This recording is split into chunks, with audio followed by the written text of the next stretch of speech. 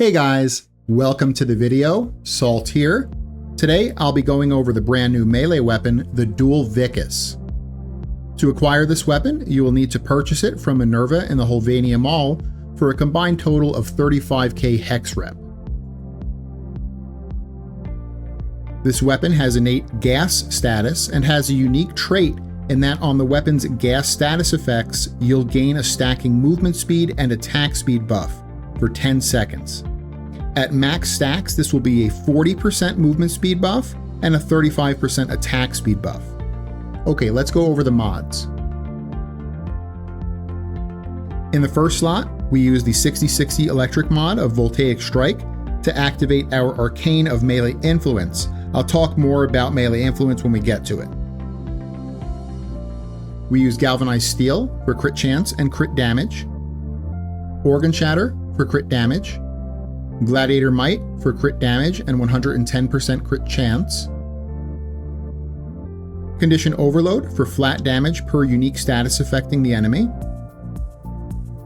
Gladiator Vice for attack speed and 110% crit chance. Usually in the attack speed slot, we go with Berserker Fury for a larger attack speed buff of 70%. But because of this weapon's unique trait giving us 35% attack speed, we can afford to use Gladiator Vice and bank on some extra crit chance. Blood Rush for 440% crit chance, and Weeping Wounds for 440% status chance.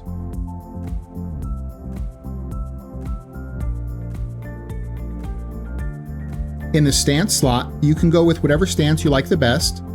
Mathematically speaking, Swirling Tiger has the most damaging forward light combo if that's all you ever find yourself doing. But the neutral light of Crossing Snakes and the neutral block of Swirling Tiger are close to each other in top DPS while also both having a Force Slash proc in their combo. Now, non-mathematically speaking, you should try out all of the stances and pick the one that feels best and most fun for you to use. Some of the ones that are mathematically the best have horrible movesets or animations and may actually reduce your DPS in actual gameplay because of it. Personally, I find myself a lot of times just being lazy and spamming the forward light combos. And even though the Crossing Snakes forward light is not mathematically the best, it has great movement and feels the best to me personally, so that is the one I'll be using.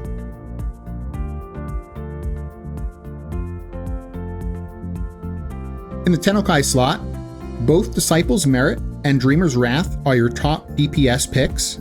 I'll be choosing Disciple's Merit myself here. But I want to give an honorable mention to Opportunity's Reach for people who are older and/or have bad reflexes. This will give you a whole 4 seconds to press your Tennokai button, as well as also giving it a bit more range. And finally, in the Arcane slot, we use Melee Influence.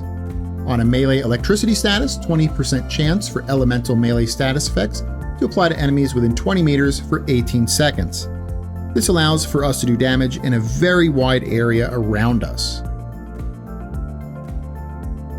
This is how you build out the new melee weapon, the Dual Viciss.